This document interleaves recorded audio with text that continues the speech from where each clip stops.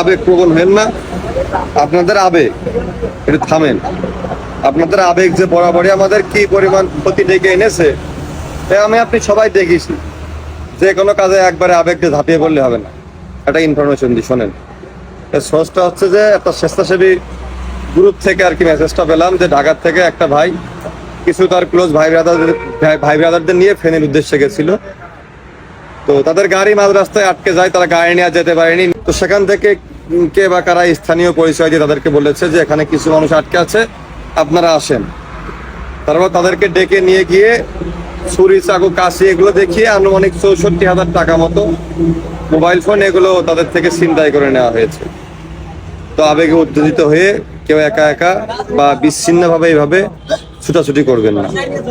অনেক স্বেচ্ছাসেবী সংগঠন আছে, আপনাদের পরিচিত অনেক ইউটিউবার, ক্রিয়েটর, তাদেরকে আপনারা দীর্ঘদিন ধরে চেনেন, জানেন, তারা আছে।